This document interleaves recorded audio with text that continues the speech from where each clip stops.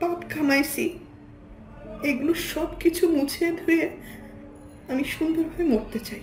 নায়িকা পপির কথা আমরা সবাই শুনেছি এবং তিনি যে কষ্ট নিয়ে কথাগুলো বলেছেন আমরা সবাই সেটা কম বেশি অনুভব করতে পারি।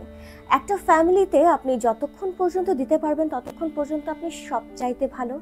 যখন আপনি ফ্যামিলিতে কন্ট্রিবিউট করা বন্ধ করে দিবেন তখনই আপনি সবচাইতে খারাপ। আর ঠিক এমনটাই ঘটেছে নায়িকা পপির জীবনে। হাই এভরিওয়ান, আমি স্মৃতি তোমাদের জন্য আজকে নিয়ে এসেছি একটা হট টপিক, সেটা হচ্ছে নায়িকা পপি। তার এই কথাগুলো আমরা অনেক অনেক শুনেছি, অনেক দেখেছি এবং দীর্ঘ কয়েক বছরই তিনি পর্দার আড়ালে ছিলেন তার বাচ্চাকে নিয়ে, তার স্বামী সন্তান সবাইকে নিয়ে। কিন্তু এতদিন পর তিনি আড়াল ভেঙে এসেছেন তার কষ্টের কথা সবাইকে জানাতে, কারণ তার নিজের ফ্যামিলি বিট্রে করেছে তার সাথে, তার কথা অনুযায়ী তার ভাই বোন ইভেন তার মা সবাই তার সাথে বিট্রে করেছে। আসলে কি এটাই সত্য যেটা পপি বলছে? আপনার কি মনে হয়? অবশ্যই এখন কমেন্টস করতে ভুলবেন না, আর বাকি ভিডিওটা কমেন্টসে পরে দেখবেন। চলুন শুনে আসি কি বললেন পপি। আমার টাকা চুরি করে আমাকে মারা প্ল্যান করেছে, আমাকে খুন করে ফেলার জন্য টাকা দিয়েছে খুনিকে। যতটুকু পাপ কামাইছি, এগুলো সব কিছু মুছে ধুয়ে আমি সুন্দরভাবে মরতে চাই।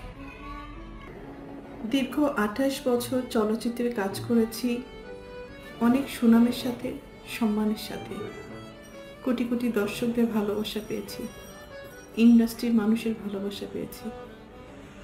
কিন্তু এই মুহূর্তে আমি ক্যামেরার সামনে কথা বলছি একজন ব্যর্থ মানুষ হিসাবে। এখানে জাস্ট এতটুকু বলতে চাই যে তিনি যেটা ফার্স্টেই বললেন যে তাকে শেষ করে দেওয়ার জন্য ভাড়া করা হয়েছে লোকজনকে, মানে জিনিসটা না শুনতে অনেক বেশি খারাপ লাগে। আর সেটা করেছে তার মা বোন।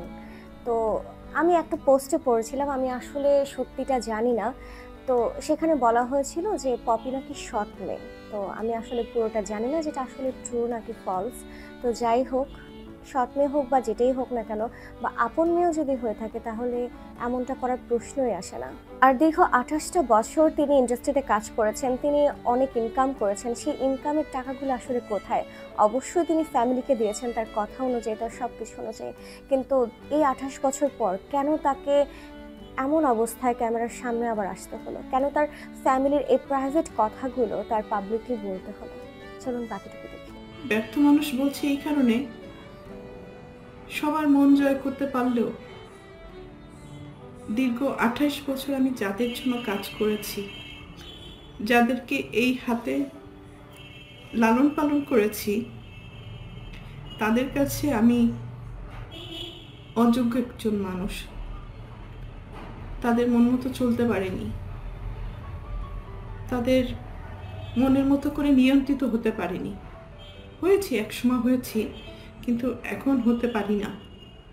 তার করে বলেছি আমি একজন ব্যর্থ মানুষ। আমি যখন ইনকাম করেছি,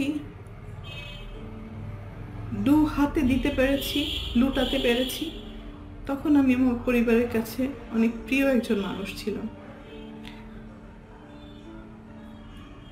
এখন দিতে পারি না হয়তো তাদের প্রয়োজন অনুযায়ী, যার কারণে আমি এখন তাদের কাছে গলার কাটা, শত্রু।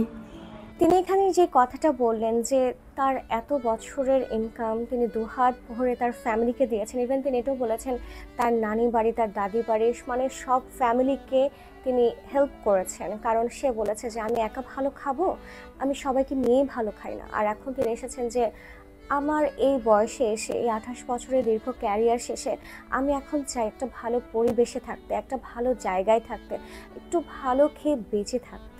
তার এই চাওয়াটা কি খুব বেশি? আমার মতে তো একদমই না। কারণ তিনি খুব ভালো ভালো সিনেমা আমাদেরকে উপহার দিয়েছেন, তিনি খুব ভালো অ্যাক্টিং করেন, কিন্তু আমরা কখনোই আশা করিনি তিনি এইভাবে আমাদের সবার সামনে আসবেন। তার এই কথাগুলো আসলে অনেক হৃদয় বিদারক। আমরা যারা দর্শকরা আছি তারা কখনোই চাইবো না একজন মিডিয়া মানুষ বা যে কোনো মানুষের সাথে এমনটা হোক, কারণ আমরা সবাই চাই দিন শেষে একটু ভালো থাকতে, একটু শান্তিতে থাকতে।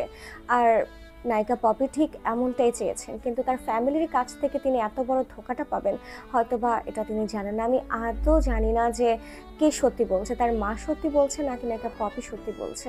আর এটাও সত্যি, এটা তো মানতেই হয় যে যখন তিনি তার পিক আওয়ারে ছিলেন তখন দুহাত ভরে যে তার ফ্যামিলিকে দিয়েছেন, এটা খুবই খুবই সত্যি। কারণ একটা মেয়ে মানুষ কখনো নিজে একা ভালো খেতে বা থাকতে পারে না, তার ফ্যামিলিকে দিয়ে তারপর সে ভালো খেতে পারে বা থাকতে পারে। একটা ফ্যামিলিকে ছাড়া কখনো একটা মেয়ে পরিপূর্ণ হয় না। আর নায়িকা পপি ঠিক এমনটাই করেছেন। কিন্তু তার মা যেটা বলেছেন যে পপির যখন পিক আওয়ার ছিল তখন তিনি সব টাকা ব্যাংকে জমিয়েছেন, কিন্তু তার ফ্যামিলির কেউ তাকে এখন আর দেখতে পারে না। তার বোন, তার মা, ইভেন কেউই তাকে আর সহ্য করতে পারছে না। তিনি অনেক বছর অপেক্ষার পর তিনি বিয়ে করেছেন, তার সন্তান আছে, এটা তিনি গোপন রেখেছেন এবং তার সন্তান, তার স্বামী সবাইকে নিয়ে তিনি এবার ক্যামেরার সামনে এসেছেন এই কথাগুলো বলতে। আসলে কি করব বা কি বলবো, এটা আসলে বলার ভাষা নাই। কারণ এত একটা পপুলার একটা হিরোইন, তার দিন শেষে এই অবস্থা দেখতে আসলে আমরা কেউই প্রস্তুত ছিলাম না। সবাই চায় যে সবাই সবার জায়গা থেকে ভালো থাকুক, এবং আমি চাই যে পক্ষটা আসলে সত্যি, যে পক্ষটা আসলেই ভালো, সেই পক্ষটাই আসলে দিন শেষে জয়ী হোক। সেটা যদি পপি হোক তাহলে খুব ভালো, আর সেটা যদি পপির মা হোক তাও ভালো।